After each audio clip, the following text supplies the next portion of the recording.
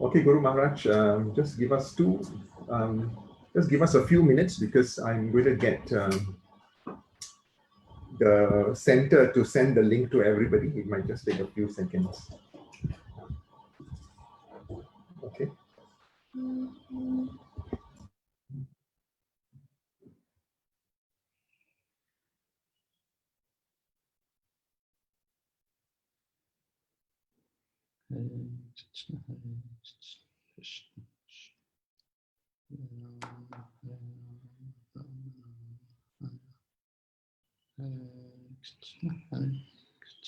Krishna, Hare Ram, Hare Ram, Hare Krishna, Hare. Maharaj, if you could bring your camera a little bit lower because it's showing more of the ceiling. Okay, Maharaj.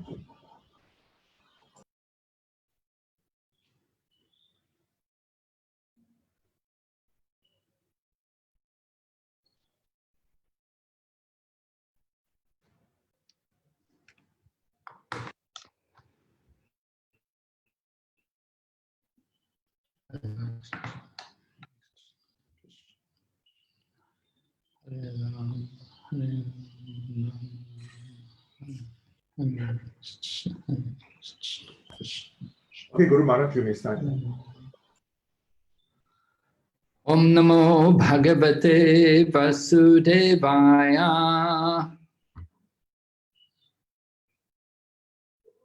Om Namo Bhagavate Vasudevaya.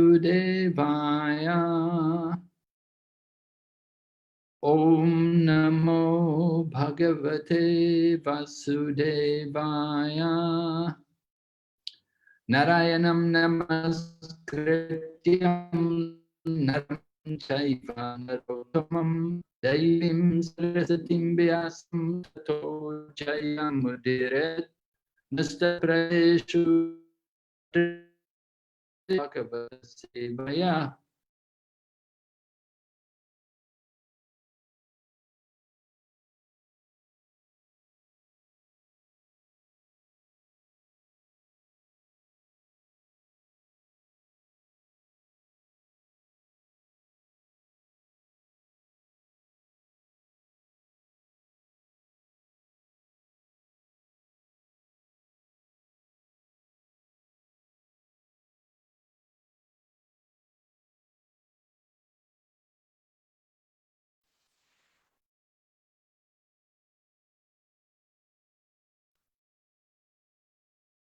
Okay, what happened? I don't know.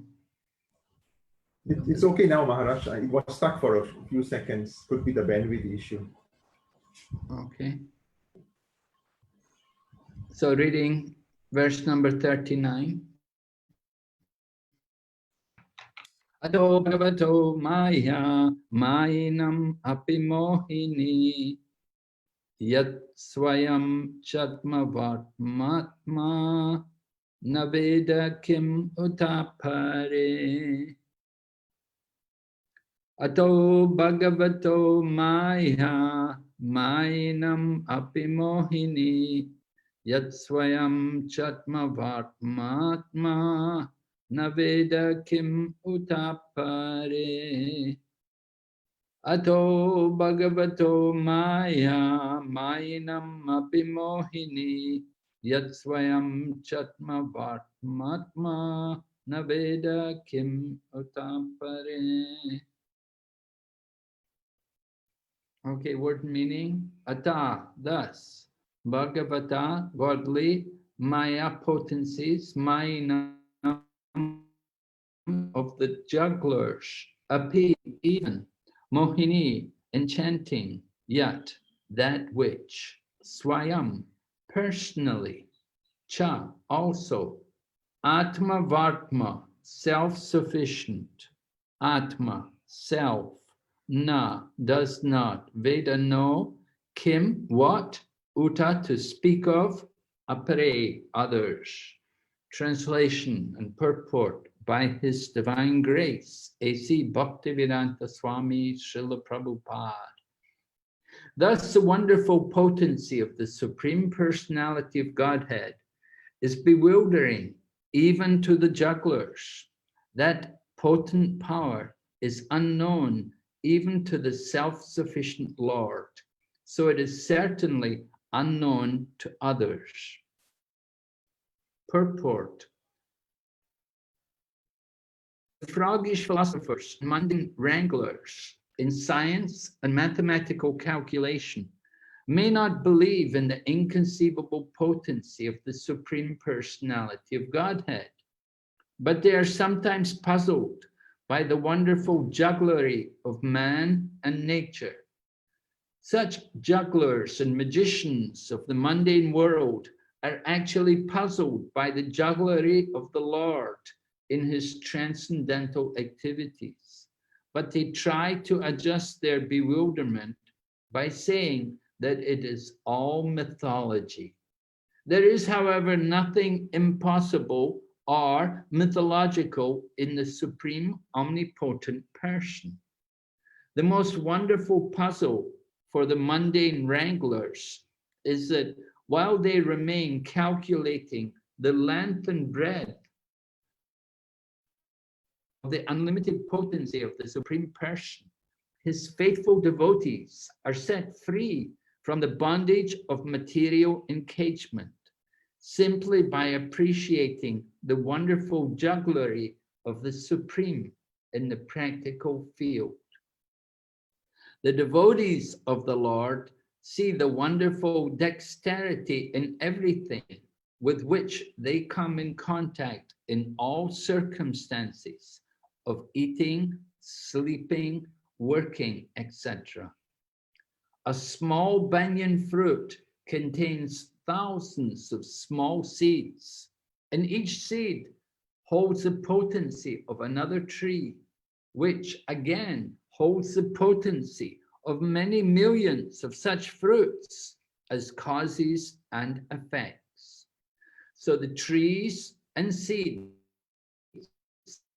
engage the devotees in meditation about the activities of the Lord, while the mundane wranglers waste time in dry speculation and mental concoction, which are fruitless in both this life and the next. In spite of their pride in speculation, they can never appreciate the simple, potent activities of the banyan tree. Such speculators are poor souls destined to remain in matter perpetually. Om Jnana-timirandasya Jnananjana Shalakaya Chaksurunmilitan Yena Tasmai Shri Gurave Namaha. Shri Chaitanya Manobhistam Stapitam Yena Bhutale Tvayam Rupa Kadhamayam Dadati Swapadantikam Bandeham Shri Guru Shri Yata Padakamalam Shri Gurun Vaishnavamscha Shri Rupam Sakrajatam Sahagana Raghunatam Vitam Tam Sajevam Sadvaitam Savadutam Parijana Sahitam Krishna Chaitanya Devam Shri Radha Krishna Padan Sahagana Lalita Shri Vishakanitamscha. Hey Krishna Karana Sindhu Dinabandhu Jagatpate Gopesha Gopika Kanta Radha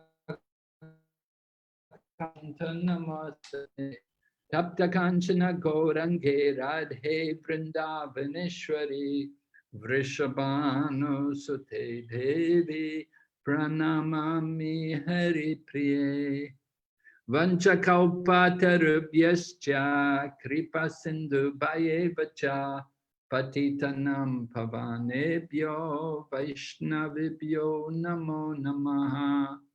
Jaya Shri Krishna Chaitanya Prabhu Nityananda Shri Advaita Gadadhar Shri Vasadi Gaur Bhaktavinda.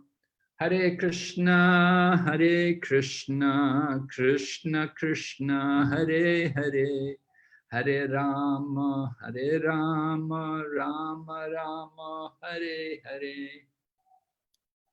So in this verse, we're hearing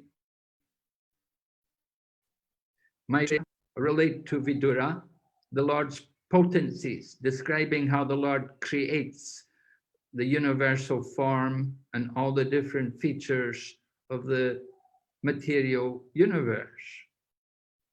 So hearing the description of the creation as it is given in Srimad Bhagavatam and in the Vedic literatures is very bewildering for materialistic persons in the bodily concept of life to understand that there could actually be such a person as a creator. Generally, people like to think that this world simply came about by chance, and they think there's no God in control. Right? It's the demonic nature. They think that there's no God, this world is unreal, without any foundation, and it has no purpose other than simply sense gratification. This is the Asuric mentality described in the Bhagavad Gita. So we want to present here this morning some logical and scriptural references to support that there is such a personality behind the creation, that it's not simply by chance.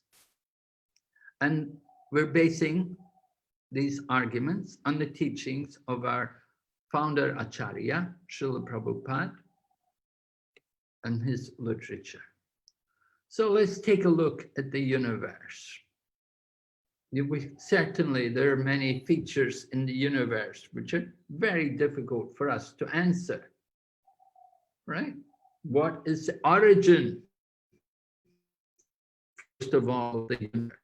Where does it all come from? That's the big question, right?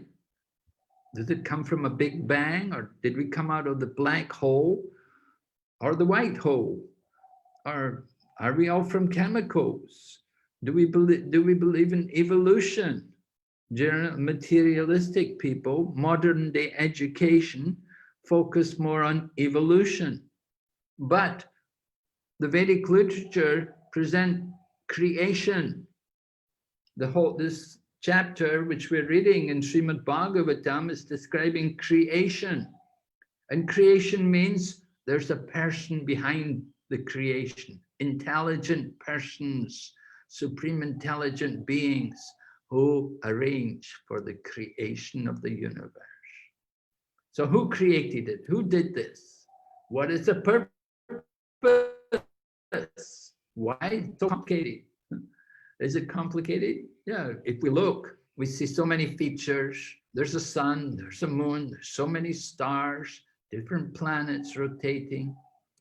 What's the purpose? We see so many wonderful things around us. At least we were reading in the purport about the banyan tree and how the devotees see the wonderful features of just simply one tree, one banyan tree. How from the one tree so many seeds come to produce so many other trees. So let's look at some features of the material world. We can see so many beautiful flowers, colorful flowers. You can see the rose, very fragrant, very special flower, beautiful smell and very soft touch. Scimitars. Look at these birds. Who's behind all this? Who's the designer? Swimmers, we go into the sea, we see a whole nother feature of world which we're oblivious to. Living in material world, we don't think about what's in the ocean. So many other living entities are there. All around the planet, there's so many different exotic creatures. Very special. Each of them have their own unique their own appearance, their special features. Here's our banyan tree, right? And then the sun. Look at the nature of the sun. Describing here, the sun emits energy per second equal to a 1 kilowatt electric fire burning for 10 billion years. Inconceivable.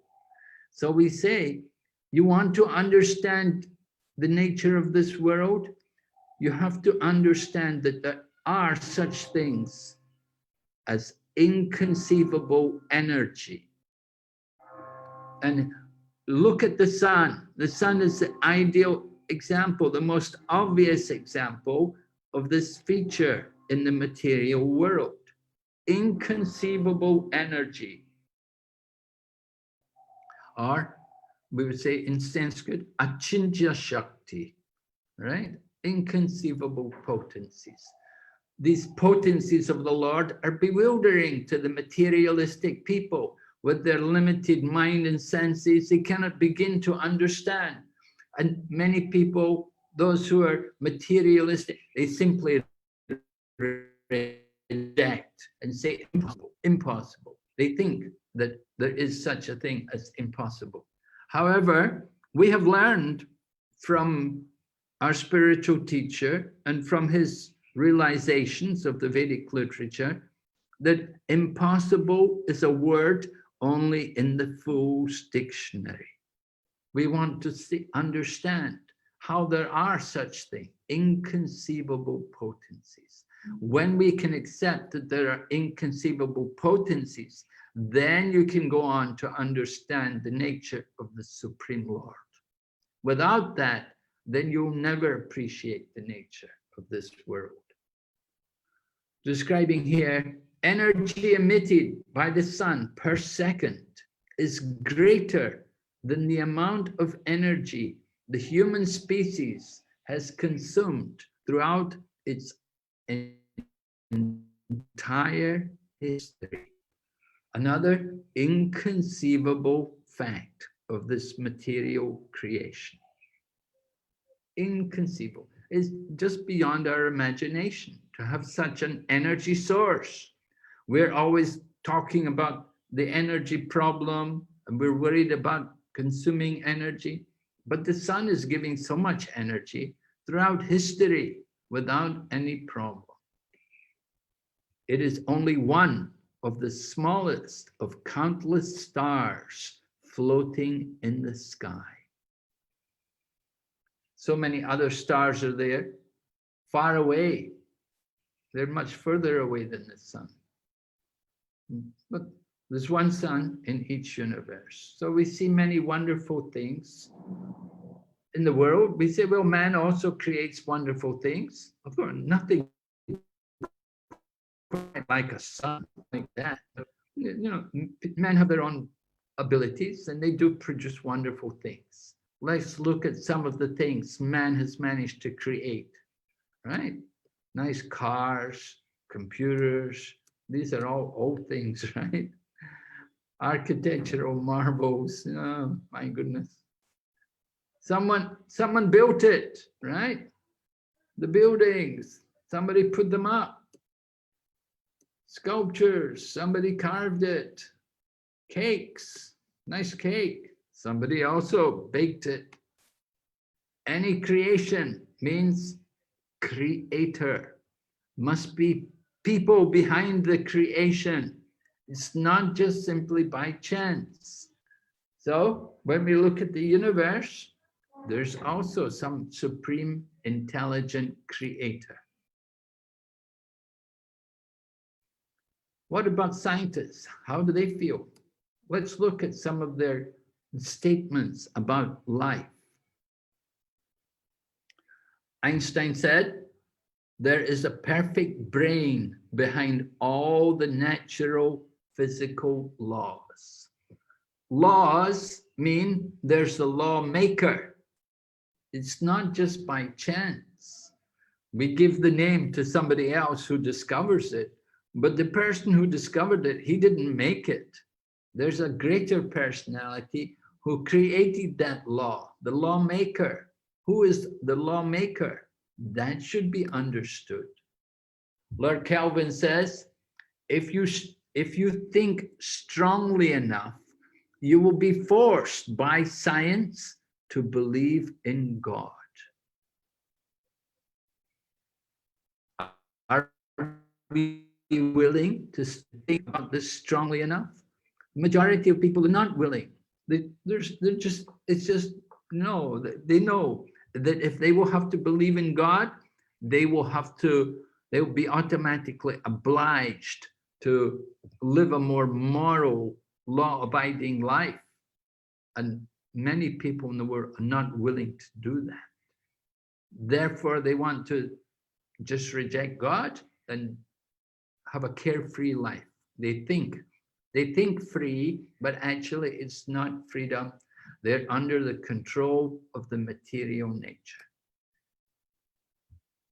Isaac Newton says, the most beautiful system of the sun, planets, comets could only proceed from the counsel and dominion of an intelligent and powerful being. Anyone who looks at the world,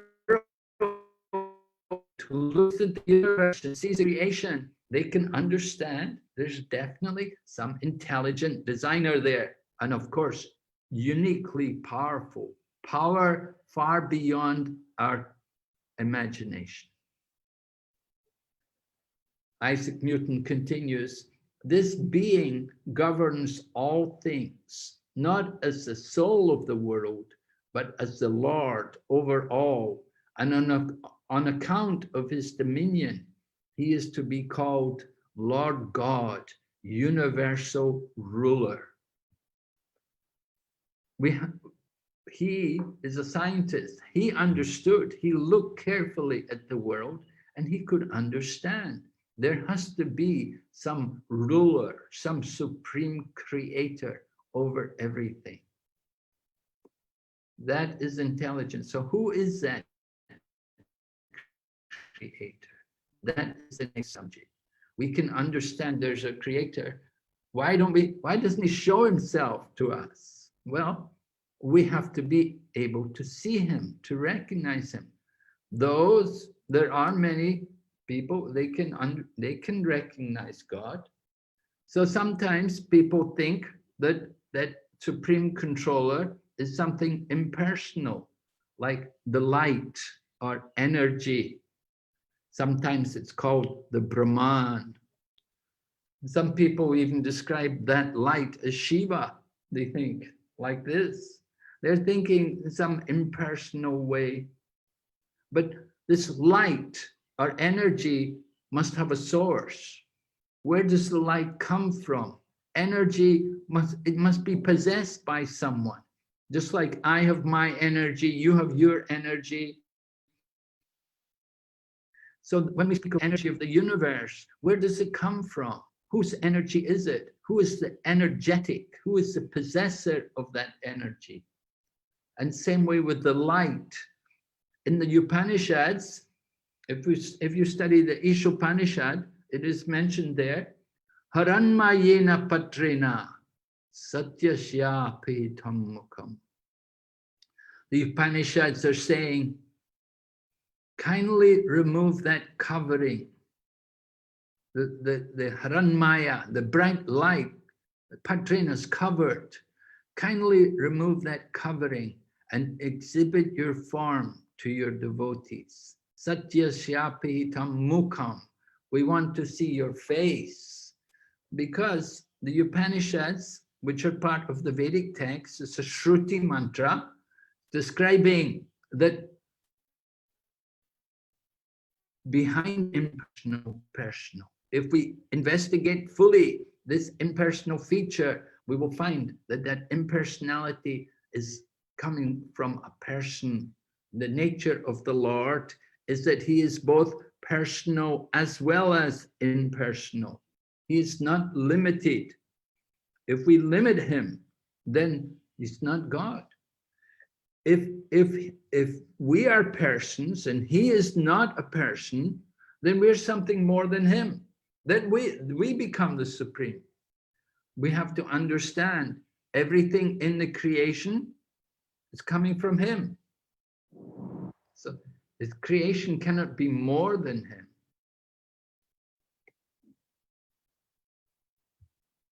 So the alternative, if he is not just simply light, not only light and energy, then maybe he is the supreme person. To give a mundane example, another example using logic to understand the nature of the creation, we look at a successful company in the material world, Microsoft, right? Well managed, world renowned, operations around the world. No. Behind all that, there's a person running, managing it all, right? An intelligent man, must be intelligent, made so much money, made so much power, name for himself, set up the whole organization. America, so many states, governed. I don't know who governs now. This PowerPoint was made a while ago. One man behind it. Who is the person behind this gigantic manifestation? We can see there's a behind the company Microsoft, Bill Gates was there. Behind the USA, you have the temple, you have the American president. So who is behind this cosmic manifestation? There must be some person also behind it. And when we look at the scriptures, if we read Bhagavad Gita, here's a nice verse from the 10th chapter describing a statement by Lord Krishna. Aham sarvasya prabhavo mata sarvam pravartate. Lord Krishna is describing that he is the source of everything material and spiritual. Everything emanates from him. It's inconceivable. People say mythology. You think Bhagavad Gita is mythology? Bhagavad Gita has been sung for 5,000 years at the latest. And even before that, of course, the same knowledge was spoken millions of years ago to the sun god, Vivishwan. More recently, it was spoken 5,000 years ago at Kurukshetra by Lord Krishna to Arjuna. No one has found any imperfect knowledge in the Bhagavad Gita. Rather, it's studied by people all over the planet. Not only the planet, it is universal knowledge for everyone. So within the Bhagavad Gita, Lord Krishna is describing everything comes from him. Everything material and spiritual. He is not limited. We say mythology.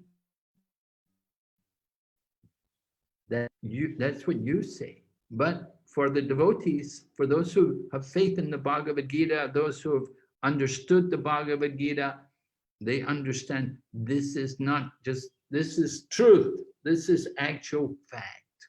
And how he creates, how it all comes from him is described in literatures like Srimad Bhagavatam, Vedic texts. They describe how the Lord creates in a very scientific, detailed manner. It's not mythology at all. A very detailed, logical presentation of all the different elements of the creation, the different sense organs, and the activities of the senses. It's all described step by step, how the creation takes place. You simply have to study, you have to hear. Here's another verse from Bhagavad Gita. Yachapi sarva bhutanam bijam tam aham arjuna natad asti vinayachyam maya bhutam characharam. Lord Krishna is speaking in the Bhagavad Gita that he is the generating seed of all existence, right? The bija. Bija means the seed. Just like for that banyan tree in the purport, Srila Prabhupada was describing One tree produces so many seeds, so many fruits, and in each fruit there are many, many seeds. And each of those seeds has the potential to produce a whole nother tree. So the same way, Lord Krishna is the generating seed of all existence. You see all the different species, the seed of all of these different species is coming originally from the Supreme Lord. There is no being, moving or non-moving, that can exist without me. The Lord is in the heart of all living entities as the Paramatma. So within every living entity, there's a spiritual spark, which is a part of the Lord.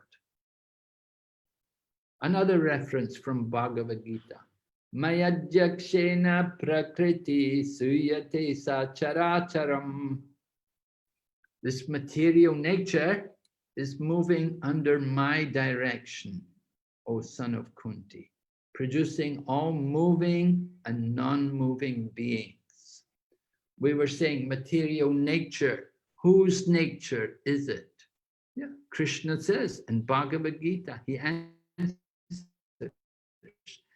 material nature, which is one of my energies, is working under my direction. The material nature is not working just by chance.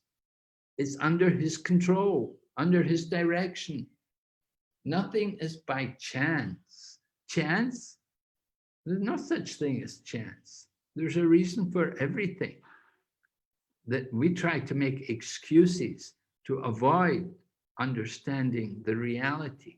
But the fact is, there's a reason for everything. Material world is created not by chance, but the Lord has the plan. He creates this world for all of us. It's all done under his direction, very carefully. Another verse. Prakritim swam avastabhya vishrijami punah buddhamam kritsnam avasham prakriter vashat. The Lord is saying, the whole cosmic order is under me. Under my will, it is automatically manifested again and again. And under my will, it is annihilated at the end. Just like we have day, and after day comes the night. Then after night, then again comes the day. So the same is true on the cosmic level, that there is the creation of the cosmic universes, and in course of time, there is destruction. And after destruction, after some time, again comes creation. It's going on continually since time immemorial.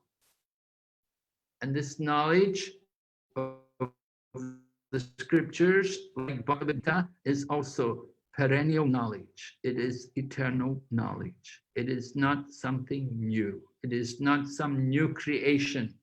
It is eternal. This knowledge is there to guide us how to live in this world. From the 15th chapter of Bhagavad Gita, Lord Krishna is describing Gamma Vishya cha Bhutani Dharayami Aham Ojasa. Lord Krishna is describing how these planets stay in orbit. We say the planets are all in orbit due to gravity. But where is the gravity? Who creates that gravity? Where does it come from? If we pick up an object and then release it from our hand, it will fall to the floor. Why don't the planets fall to the bottom of the universe? Lord Krishna says, I enter into each planet, and by my energy, they stay in orbit. We never thought about it. We're riding on this Earth planet. It's revolving at a high speed around the universe. And we never thought about it. We never thought about what would happen if the Earth planet fell into the bottom of the universe. We never thought anybody's holding it in orbit. We just accept everything. We're very simple-hearted people. We have to look at the world more realistically and see. Then it becomes clear that there must be some great, intelligent, all-powerful being behind this universe.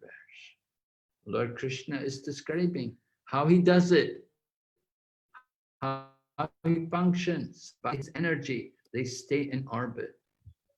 Yad yad vavoti mattatvam srimadorjitam evava tattad eva vagachatvam mama tejomisha sambhavam. Lord Krishna is saying,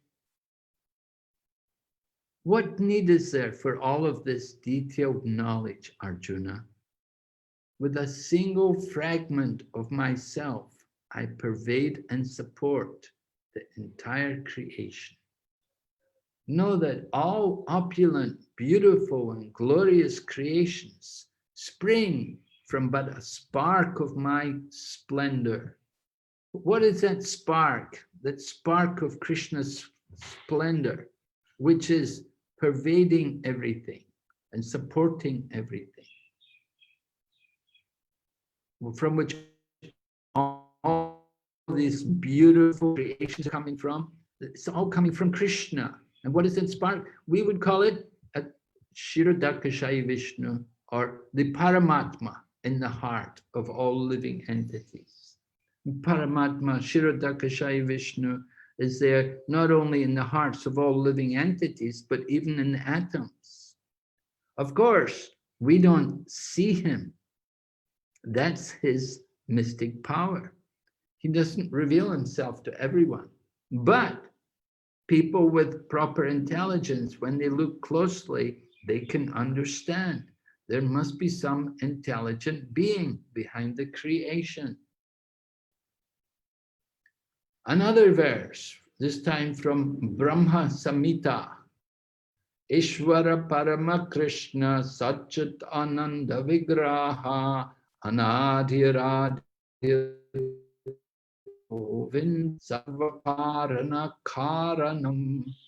Right? Who's controlling everything? Krishna. Krishna is the controller. He is known as Govinda. He has a form of eternity, bliss, and knowledge. He is the cause of all causes and the origin of all origins. Everything comes from him. He is the original person from which everything comes.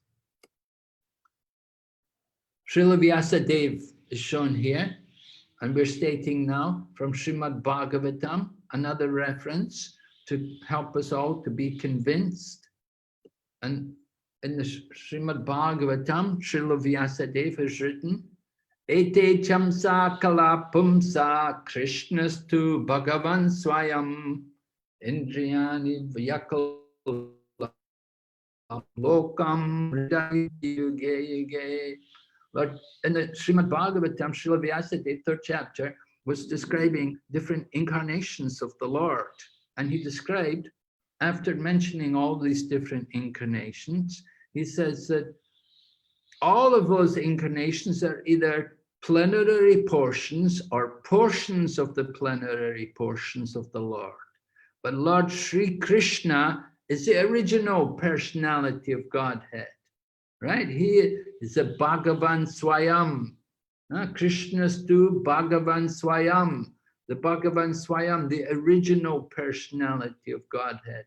And all of those other incarnations, Nrsinga, Ramha, Varaha, Matsya, Kurma, all of these different there's so many incarnations of the Lord.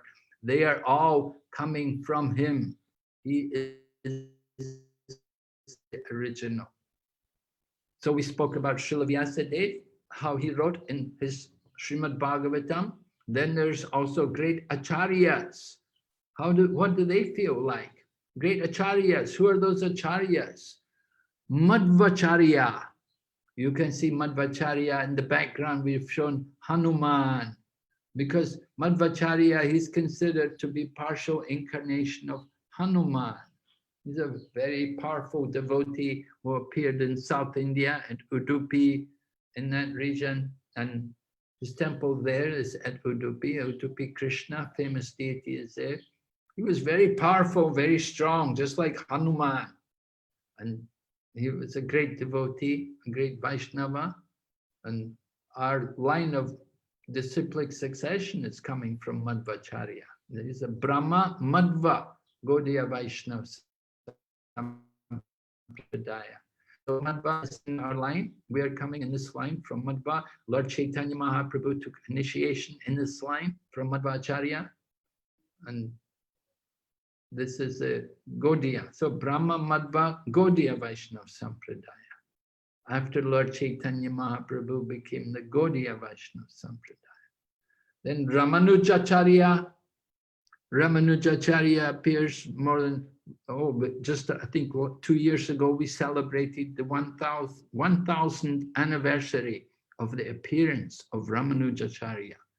So he appeared in this world something like 1002 years ago. And he was another stalwart Vaishnava who preached the Vaishnava philosophy all over India.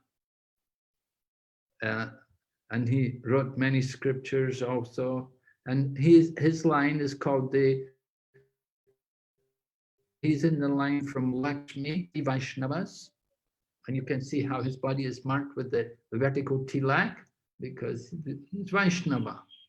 Vaishnava means he accepts the Lord as the supreme and we are his servant. So he's a devotee of Lord Vishnu. And then Chaitanya Mahaprabhu, more than 500 years ago, Chaitanya Mahaprabhu appeared here in this place, Mayapur. And Chaitanya Mahaprabhu, as we said, took initiation in the line from Madhva, and he propagated the chanting of the holy name of the Lord. And he established what we would call the Yuga Dharma, the chanting, the Sankirtan movement, the chanting of the holy names. And his disciples went to Vrindavan and discovered the holy place of Lord Krishna's pastimes. They established wonderful Vrindavan. Lord Chaitanya Mahaprabhu himself, after traveling around South India and India for some 6 years, and then he spent the final 18 years of his manifest pastimes in Jagannath Puri. And in Jagannath Puri, he worshipped Lord Jagannath, took part in the Rath Yatra every year, and engaged in Krishna Katha, hearing topics of Krishna and the association of his devotees. Satam prasangam mama virya sambido bhavanti ridkarana rasayana katha chasjoshna dyash apavargavatmani shradharatir bhaktir and mukramishyati. In Srimad Bhagavatam, Lord Kapila has described the topics of Lord Krishna when heard in the association of his devotees are very pleasing to the ear and to the heart. By hearing such topics of Krishna, then our heart becomes purified. Then real knowledge, devotion, and devotional service awaken. And Shraddha Ratir Bhaktir Anukramishati. So Shraddha meaning Asakti, and Rati meaning Bhava, and Bhakti meaning Prema Bhakti. These things, they all come one after another by hearing about Krishna. Chaitanya Mahaprabhu taught this. Shankaracharya. Now Shankaracharya, he has his own, this is Advaitavada, but he also accepts Narayana Parovyaktat. He said that Narayana is beyond the material creation.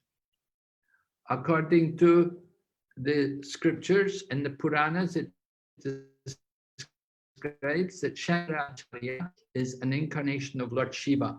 And his mission in coming into this world was to divert the minds of the atheistic people. Mayavada asat shastram prachanam bodham uchate. Shankaracharya's teachings are covered Buddhism. Mayavada asat shastra. He's not teaching the Sanatan Dharma, but he's teaching the asat Dharma, the temporary conclusion. and this was covered Buddhism. But by teaching this covered Buddhism philosophy, he was able to bring back the Vedas, because before Shankaracharya, the Buddhists had removed the Vedic philosophy. They rejected the Vedas. And it was Shankaracharya who brought back the Vedas and established Brahminical culture. Then after Shankaracharya, then the Vaishnava Acharyas came and taught the higher understanding of the Vedic knowledge. So all have confirmed the same truth. They've all said the same thing, that Krishna is the Supreme Lord, right? We also want to encourage all of you to understand the position of Lord Krishna, that he is beyond our material senses. We cannot understand him ourselves, but if we hear about him carefully, then we can understand. So we'll stop here and ask if there are any questions from the audience. Anyone would like to put forward a question or challenge or doubt or anything? Guru Maharaj, there is a question from Sudama Vipraha Prabhu. The question is, are the number of souls in the universe fixed? If not, when does new souls come to this world? And what happens to those souls during annihilation? Okay. The new souls come to the world when we come from the spiritual world. If we're not here in the material world, we must be somewhere in the spiritual world, right? There are the two worlds. There's the spiritual world, the eternal abode of the Lord with his pure devotees. And there's the material world, which is for the rebellious souls. So if we're not here in the material world, we must be somewhere in the spiritual world. So when we come from there. And at the time of annihilation, when this material world is annihilated, if we're not yet sure to go back to the spiritual world, then we enter into Mahavishnu, the body of Mahavishnu, or Koranodokashai Vishnu, who's laying in the causal ocean. And we all enter into that body of Mahavishnu. And we remain there until the next creation takes place. Like that. Okay. Any other questions? Yes, Guru Maharaj. This is from Ajit Prabhu. Hare Krishna Maharaj, it is mentioned in this verse that the Supreme Lord himself does not know the full extent of his own powers. How do we understand this when we know that the Lord is the knower of everything? In this just mentioned, is this just mentioned to give a better appreciation of the unlimited energies of the Lord? Thank you, Maharaj. Well, you may be correct. It may just be mentioned to give us help, but we do know that the Lord has inconceivable powers.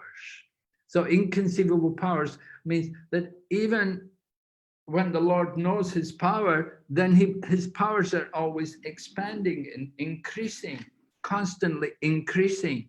So the Lord knows his powers, but then they increase again. So more than what he knows, they increase again. And then the Lord has to look and he has to realize that the extent of his power and know it again. But then it's increased again. So it's always going on like that, continually increasing his energies more and more each time. So he knows himself, but then he increases and he has to know himself again. So like that, inconceivable. The Lord has so something is inconceivable not only to us, it's inconceivable to him. He knows everything. He knows everything conceivable, but is it possible to know everything inconceivable? I mean, even we ourselves have powers. We don't know everything about our own bodies, about everything taking place within our own body, different things which are going on. We're living in the body, but we're not aware of everything which is happening in the body. There's so many things we don't know about this world. and about this universe. Even we do things, you may drive a car, but you don't necessarily know how the car's working. We use computers, but we don't know anything about how the computer works. We just sit and type. But so many things are going on in the computer. So many things we don't know.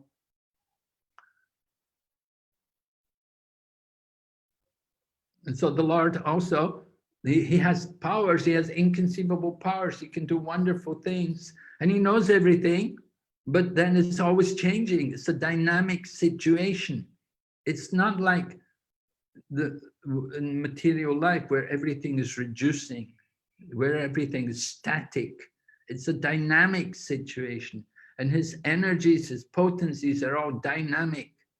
Parashya Shakti Vivadaiva Shruyate Swabhavaki Jnana Balakriyacha. The Lord has these inconceivable potencies. And he knows it, but then they increase again. So it's a very dynamic situation. That's how I can understand it. You may have another understanding. We don't know where the reference for this is taken from. Is it just Prabhupada just saying like this to help us to impress upon us the nature of the Lord? We don't know. If Prabhupada was here, we could ask him more about this. There's so many things we'd like to ask Prabhupada.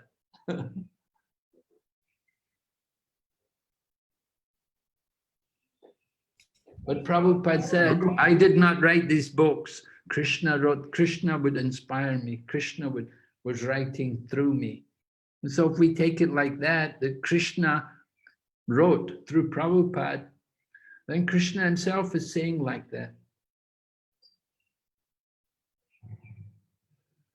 Krishna wants us to understand how inconceivably great his potencies are. Okay. Guru Maharaj, Rupa Raghunath Prabhu had a question, but it was already answered by you while you were answering Ajit Prabhu's question. So I'll move on to another question from Subra Nachaya Prabhu from Johor Bahru. He says, Hare Krishna Guru Maharaj, how do we know the soul will reach Krishna Loka? How do we know? Well, we have Krishna's word for it in the Bhagavad Gita. Krishna said, my devotees will come to me. All right? The worshipper, if you worship the Devas, you'll go to the planets of the Devas. If you worship the forefathers, you go to the planet of the forefathers. If you worship ghosts, you'll go to that planet. And if you worship the Lord, you will go to him. So Krishna promises to bring the devotees back to him. So we have faith in the words of Lord Krishna. That's very important. You have to have faith. Faith in scriptures. That's very important. How do we know anything? We have to hear. We have to hear from the scriptures. And if it's stated there in the scriptures, why you want to challenge it? Just accept. Krishna says, he will take care. Actually, devotees surrender to Krishna. Wherever Krishna wants to put us, we will accept. A devotee doesn't see any difference between heaven and hell. Wherever he goes, there's the opportunity to do service for Krishna. That's the important thing. It's not just going back to Goloka, but it's service to Krishna we want. It is service to Krishna which is the life of the devotee. Just please engage me in your service.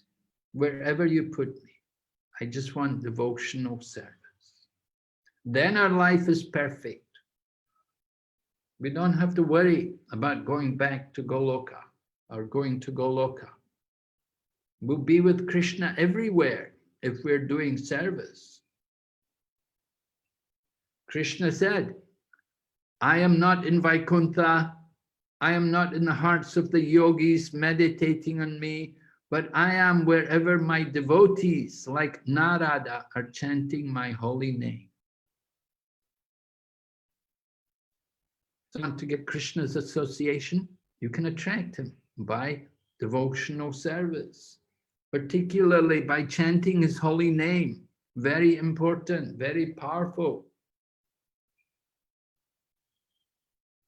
Okay, any more questions? Guru Maharaj, mindful of your time, would you have another few more minutes for 2 more questions? Yes, yes. Okay, so the first question is from Monica Garg Mataji. She's asking, can we pet dogs? I had tried to ask her, whether she's speaking about can we keep pet dogs, but she says no, can we pet dogs, meaning, stroke the dogs, etc. Yes. Not related to the class. Mm-hmm. So petting dogs, stroking the dogs, you should understand it's not really recommended, because the dogs generally, they don't have a high level of cleanliness, or they're not able to actually keep themselves clean. And you stroke them, then, well, it's a sign of your affection for the dog. But that kind of affection is not going to help you to develop your spiritual consciousness, transcendental consciousness. Now, we like dogs because they're also souls. They're also part and parcel of Krishna. And we also give mercy to dogs. But giving mercy to them doesn't mean you have to stroke them. Some people even kiss them, and some people sleep with them, and you can do so. Some people do so many things with the dogs. I want to be a little cautious about that. Why? Because we get very affectionate to the dogs, and they like that. Of course, they're souls. They like affection. We also like affection, but we should understand what your real duty to the dog. You give the dog prasadam. Give the dog some Krishna prasadam and let it hear the chanting of the holy name. That is real affection to the dog. That is the best way to help the dog to get a better form of life in the future. You certainly don't want to give the dog meat. That will bring you karma. You give the dog prasadam and you let the dog hear the chanting of the holy name. We don't really encourage you to keep the dog in the home. Dogs prefer to be outside. They're much happier to be outside and to roam around. It's unnatural for you to keep a dog in the home. You may like the company, but it's not really proper. You should keep company with Krishna by chanting his holy name and have a deity of Krishna and worship Krishna. So you want to be very cautious about displaying affection for dogs or any animal. In the Srimad Bhagavatam, there's the example of a great king named Bharat Maharaj, who had retired to the Himalayas. So he was on his own in the Himalayas doing meditation. But one day he had one day he saved the life of a small deer, and the deer had no mother. The mother had died. The deer was on its own, and so Bharat took care of the deer and fed it, and he became very affectionate to it. He also petted it, and, became very much attached to it. And the result was, next life he became a deer. He had already been very advanced as a devotee, very, very advanced, but still, because of his affection for the deer, he thought of the deer at the time of death, and he came back in an animal body as a deer. And he could remember his previous life. So this is described in Srimad Bhagavatam. It's a well-known history, not mythology, it's a history. We want to be very careful. Now somebody may say, well, I don't mind being a dog. Well, when somebody said that to Prabhupada, Prabhupada said, then you have my blessings. If you like to be a dog, I give you my blessing, go ahead. But that's not like human life. Human life is very special. It has a special purpose, a special responsibility. Now, if you like to be compassionate to animals, help them to develop a better form of life, to get a human body. Chant the holy name to them and give them prasadam. Don't pet them. That's not going to help you. It's not going to help the dog either. Okay, what's the other question? Hare Krishna Maharaj. This is the final question for today's class, and it's again from Sudama Vipraha Prabhu. Maharaj, is only worship of the Supreme Lord sufficient? We make so many aparadhas, even while worshipping. So what about those aparadhas? Do we still have a chance? What about those aparadhas interrupting us? Thank you, Maharaj. Is worshipping the Lord enough? Well, there's a purpose behind the worship. The purpose of the worship is that we will develop love. And but the worship is a manifestation of our loving feeling and our devotion towards the Lord. So devotion is the important point, that we want to develop our devotion. So by worshiping the Lord, now different ways in which you may worship. Some people may worship a deity in the temple and so on, and other people may worship the Lord by studying scriptures like Bhagavad Gita, Bhagavatam, and other people may worship the Lord through the chanting of his holy names. That's very recommended in this age. Most recommended, the chanting of the holy name. So it is stated in the scriptures that simply by chanting the holy name, one can get all perfection. So worship of the Lord is very important because it's a manifestation of devotion. And Krishna says in Bhagavad Gita that he can only be understood by devotion. Now you're worried, what about some offenses or aparadhas may be there in the course of the worship? Yes, aparadhas may be there, even in chanting the holy name, aparadh may be there. Actually, if you worship the deity, you have to be sure the holy name, because the chanting of the holy name will protect us from the offenses in the worship of the deity. If you don't chant the holy name, then you will suffer from the offenses in the worship. But the chanting of the holy name will protect us from offenses in the worship. But what if in the chanting of the holy name there are offenses? Then what to do? Still we should chant. We should do more chanting and gradually bring our chanting to the higher level. We need to get association, guidance from the senior devotees who can help us to overcome the offenses and to guard against the offenses in chanting. Yeah, offenses are something very serious. There can be offenses in deity worship, offenses in our seva, our chanting, offenses in dealing with people, also very common, that we're not careful and we commit some offense, we insult people.